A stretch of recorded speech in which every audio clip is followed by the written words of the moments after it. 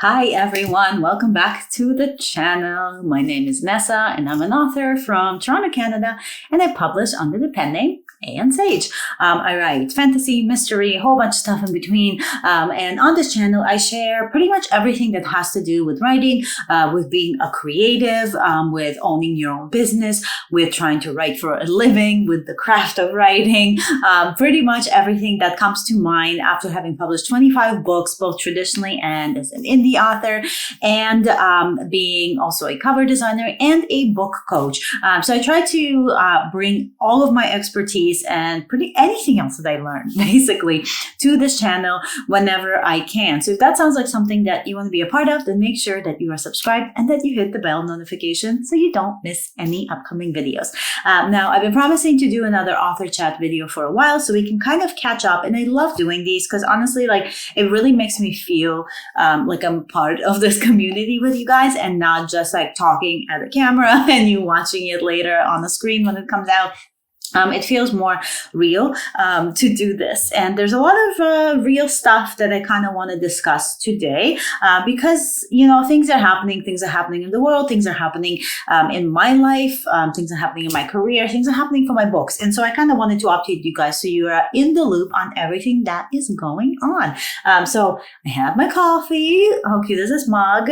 Thrifted. If you know me, you know that I am on a huge thrifting kick in the last couple of years, I guess, really at this point, because A, I'm finding cute things like this, and B, it doesn't end up in the landfill, and C, it's just, upcycle. Why not? I'm so tired of fast fashion and fast things and everything that's trendy, and I kind of just want to have things that mean more to me, and something like this cup, it makes me happy when I drink out of it, because I know I didn't just pick it up on Amazon and then break it and get another one or whatever, right? I take care of these things more. So we'll talk more about kind of what I'm doing to slow down in my life on the personal side. But first, as always, a sip of coffee.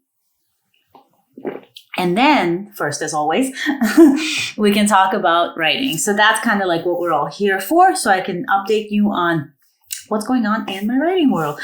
So I'm currently working on book 3 of the Miss Brooke Manor series. If you don't know, you haven't read them yet, Miss Brooke Manor is a spin-off that was kind of requested by my publisher, or we came up with it together. Sorry if you can hear my toddler.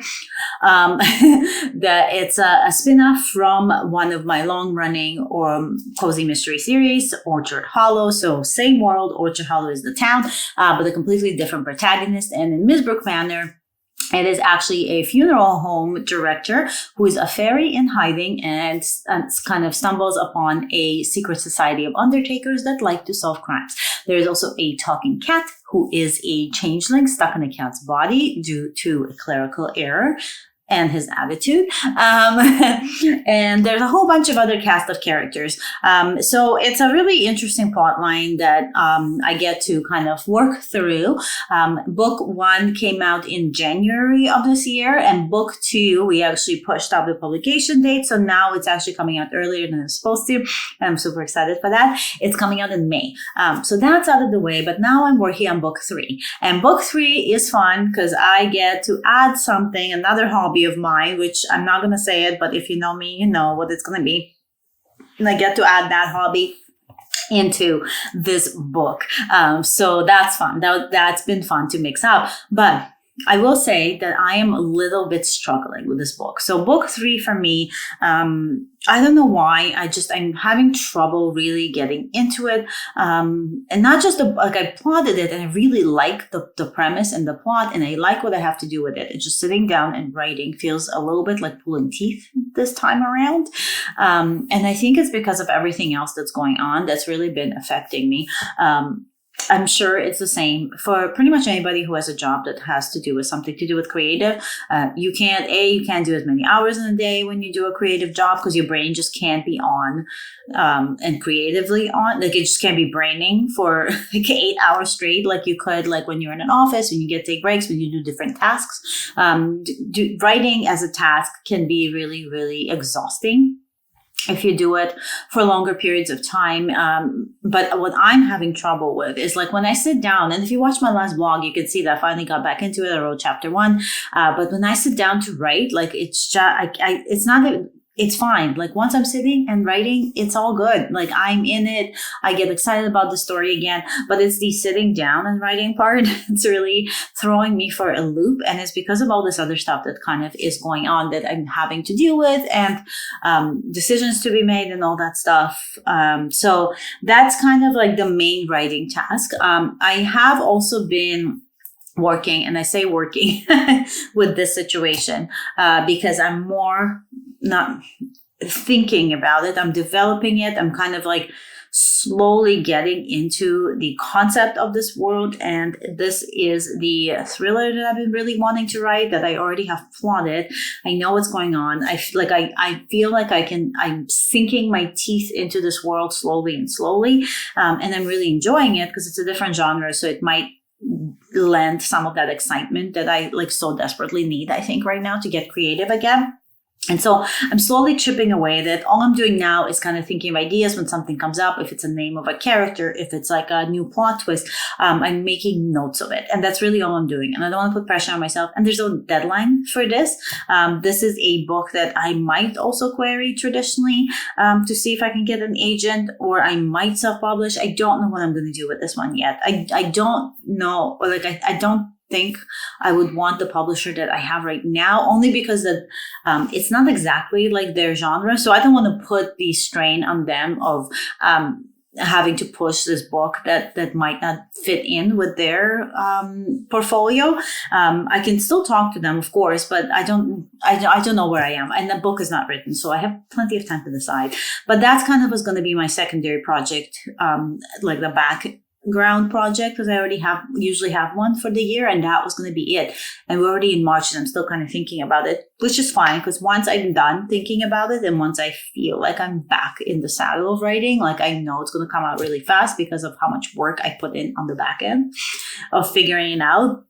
And it's really like, I'm really into it. It's a thriller. It's got like paranormal nods, but it's not really paranormal. But it is like a loose retelling of Hansel and Gretel. And there's interesting twists that I'm thinking. I think the final twist will be really unexpected. And so I'm really, really like excited about it. The entire premise of the book, and not to give the book away, but like I'll give you the first kind of like a snippet of it, is it's a woman who is a photographer, a mother of twins, and she is on the metro, on the subway, and she looks up and she is convinced that she sees her twin brother that has been basically pronounced dead when they were kids. He disappeared when they went into the woods when they were little to find the witch's house, which is what the kids used to dare each other to do. And her her twin brother, they were both little, disappeared, never to be found again. And she's convinced that it is him, that he is alive and well. And because she was always blamed for his death, and she always blamed herself, but also externally she was blamed for his death, she is determined to find him because he gets off before she could reach him. She's determined to find him, tell her father has passed away. She is determined to make peace with her mother before her mother disappears, as she has quickly onset dementia. And so the time is ticking, and she wants to find her brother and figure out what happened. And as she does this, and as she goes back to her hometown, which she hasn't been to in many, many years, all of these secrets and things start to unravel and come down on her. And so she somehow has to balance like how far she's willing to go to find her twin brother, while also remaining rooted in reality of being like a good mom to her own twin daughter and son. And so that's kind of the premise for this thriller. I really am every time I talk about it, I get kind of like goosebumpy because I'm very, very excited about it. So those are the two projects that I have going on. They're the main ones. They're the ones I'm kind of dealing with right now. I do have other Miss Brooke Manor series signed for the year that I need to work on, but right now we're just thinking of number 3. We're not jumping ahead of ourselves. And that's writing. And so kind of on that, I want to segue into, so I usually do writing, then I do coaching and cover design. So coaching is coaching. I've been pretty steady with that. It's been really good.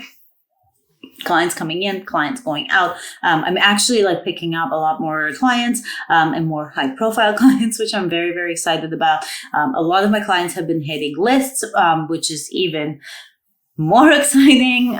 So I really, really enjoyed, like, I realized that like I really have a passion for working with people and for having to do, like, for helping people develop the best book that they can write. And that's like cooperative teaching almost is really, really up my alley. And I really, really love it. And I love all my clients that I work with, and we have a really good rapport. And so that's been really, really fantastic. So that's been going really great. Now, the cover design. So usually before this, the reason that I was able to work from home and work for myself and not for anybody who doesn't know, we're going back, like way back before I did any of this, but I used to be a senior director at a marketing firm, and I ran a creative team. And so like I really worked in an office setting. And even before that, I worked for a different office setting. I worked for the shopping channel. And so like it was like, and before that, I worked for TJX. Like it was always some kind of corporate environment for me. Even though I come from a creative background, that was like how I paid the bills. And I enjoyed the lifestyle that it provided because it came with a higher salary. Obviously, that was important. But then, we had a kid, and staying at home really made sense because daycare, I don't know if you're in Toronto or if you know much about Toronto, but daycare in Toronto combined with rent is ridiculous. Daycare is almost as much as rent. And our rent here in Toronto is comparable to like Manhattan prices at this point. Like it's really, really ridiculous for where we are, but this is where we live. I can't complain about that. Well, I can, but maybe I shouldn't. I can't do anything about it. How will we put it that way? And so daycare is expensive, and my daughter has become very, very dependent on me being around. And so we don't want to like jerk her around and cause any issues, and I love being around her. Like I love her having at least one parent around. It's very rare these days that anybody can, afford to do that. The single income household is not really a thing so much anymore. So this was how I could manage to work from home and not have to go back to like corporate and do all of that. Like the only issue is like no benefits and stuff like that, but we made it work. We figured it out, and then, all the stuff with AI and just where publishing is right now, all those changes that happen have pretty much put my cover design business on the low point of the scale between the 3. So it used to be like 3 even basically distributions between like my books, the coaching, and cover design. And one sometimes was higher than the other, but it fluctuated, but it was always these 3 tiers. And because of everything that's happening and because of how much cover design right now is plummeting for most cover designers, and I won't get into that because it is very depressing and it is quite disappointing what people are willing to do to avoid hiring real humans. But I know that obviously my opinion is one-sided because I am one of the humans that does this stuff. And so, and I'm not saying I'm not like some AI hater, and I have my own opinions. I don't share them here. Like, I don't want to get controversial about anything. I don't want anybody starting fights in the comments. Not that we do that here, but you know what I mean. But because of that, so everything that's happening, and a lot of cover designers I know have closed doors and all that stuff. And my business has also suffered, in all transparency and honesty. And it dragged everything else down. And so it was starting to kind of, at first, like it was okay. And I was like, maybe we'll pick up, we'll figure it out. Maybe we'll do this. But I just don't, like, I'm not, if it was just me, I wouldn't care. And I would keep trying and doing different things. And I would pivot because I'm pivot queen. I always try to pivot and do other things. It's not just me anymore, right? Like I have a family and a child to think about. And so I just need to figure out a dependable movement forward. And I don't want to let go of my writing. I don't want to let go of the coaching. And so I'm trying to basically, like, it's been really weighing me down because realistically, if I go back to the corporate world, and I'm not saying like, I'm going out there and a million places are like waiting for me to come in, I would have to search for work and do all that stuff. So it's, to take some time. But if I do go to the corporate world, the chances of finding remote work is kind of slim. They could happen, but they're slim and they usually come with a salary cut because you don't have to go to the office. And so I would have to go in the office. And so I wouldn't see my daughter as much, but which would really be the worst of it. But also I would need to cut either coaching or writing, right? Because I could only do things additionally, either in the evenings, which I don't want to do because I want to spend time with my child, or for a couple hours on the weekends.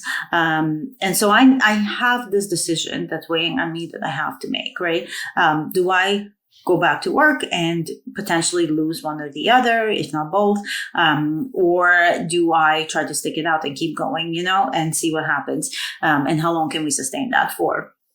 So I think because of all the stuff that I am thinking about, and obviously like whatever happens, I'll keep you guys posted over here. You'll see some announcements if I decide, or if there's some big changes happening. But because of all of this and all the stuff that I'm trying to balance and teeter and figure out, I think it's really putting a kind of a kink in the creative right now. And so writing has been hard. And so what do I do? And what did I do to counteract that as much as I can, or do whatever? In true Anessa style, I've picked up another hobby that I have since turned into an obsession. And that, I'm sure you have seen me talk about it. It's like crocheting and knitting. So I've recently started knitting, and I got to tell you, I'm pretty into it as well. And so I started this whole other hobby, and I'm doing that. And I mean, I made these, I'll show you guys, but these are, like, this is one of the little creatures that I've crocheted, and he's a little Victorian guy. I sell them on Etsy, the patterns, if you are into crochet or knitting or any of that. So I have these patterns up on Etsy, but I've been doing that. And I'm not doing it I just want to put that out there. I am not crocheting tiny little Victorian animals for money. I am doing it. If anybody I'm sharing them with the world because I'm so proud of them. So if anybody also wants to make them, I'm excited for them to do it. But I am doing them because I'm knitting and I'm trying to create my own clothes for two different reasons. So one is the creative bump that I get from it. Like, I get really, really excited about it. I feel like I'm being creative in a different way. And because I'm doing this creative, I'm hoping that it rubs off on the writing and gets me back in that saddle. And then the second is what I mentioned before, that I don't like fast fashion and trends and fast things. And like things that kind of just move through very, very quickly. And so I figured another really good way to offset that in my life, that feeling of constant consumerism, which, crochet and knitting and yarn can get very expensive, but the consumerism of like owning like clothes and items for the house and all of that is to make them myself. And so I have been, I started knitting socks first, and I really, really like that. I'm not saying replacing all my socks with knitted socks, because wearing wool socks 24/7 could be a little bit insane. But I am starting to knit clothes. I am knitting things like toys and things. I'm crocheting toys for my daughter, which is why I started this whole thing in the first place. But that way that she's not just like surrounded by like random stuff we find at like Toys R Us and Walmart and whatever, that she gets like more meaningful things that I made her, that she could cherish for her, like, however long she wants to. And it makes me happy to see her play with them, and so I'm doing all these things to kind of to simplify our lives in one way or another, to offset how complicated all the other stuff has become. So I hope that makes sense. I know that it kind of dragged on, and I don't mean for this to be like a negative author chat, because like I am really excited about the future, and I am really excited about all the new hobbies that I'm picking up. And I am really, really excited about my writing. I just booked another signing for the second book for Fairy in the Morning. And that signing is going to be at Indigo Square 1, and that's been booked for June. So I'll do these announcements a bit later as well. So I am really excited about all this stuff. And there's not, things are going to change, but that's life. Life is always change. And we'll roll with it and we'll figure it out. But in the meantime, I'm kind of doing whatever I can to keep writing, to stay creative. And I hope that this helped. Like, if anybody else is in a similar situation or is having trouble creatively, like, I hope this helped you at least feel like you're not alone, because it can be so lonely sometimes when you feel like something that you know how to do so well and have been doing for for decades now, all of a sudden is not coming so easily, and that can be a really lonely experience, especially when you're not like working in an office, right? To do what we do, if you're a writer, you work by yourself. It's very singular and it's all up here. And so that can get very, very isolating. And so I hope that if you're in the same position, that this kind of author chat made you feel like you are not alone. We got this. Like, it is temporary. It is a hiccup. We will get through this. If you have written before, then think of that every time that, like, that's what I do. Is I think if I'm sitting down and I'm feeling like I can't do this, I look at my shelf of the 25 plus books that I have published, and I think, you know what, I've done it this many times. I can do it again. Probably I can do it one more time at least. And so it's just that one more time, one more chapter, one more word, one more sentence, one more paragraph, one more book. Like, that's just kind of what we have to look at it as. And I hope that helps you if you are also feeling a little bit stuck. So thanks for bearing with me. I actually feel like a lot better usually when I have these, if something is on my mind and I get to share it with you guys. But let me know in the comments if you're in a similar situation. And if you want to chat, hit me up. I'm always around. Like, find me on Instagram and message me, and I will be more than happy to chat with you there. Very friendly person. I'm not one of those people who just kind of shows up here and leaves and closes the door. I'm always around. I always answer every single comment I see. It means a lot to me. And so let's talk, right? Like, we're not on our own here. We are a team. We are all a community, and we should be there for each other. So on that note, I'm going to end it right here. And I'm going to say, I hope you stay magical, and that I will see you next week for another video. And this will be our last one before I'm off on vacation. So I'll see you next week. Bye.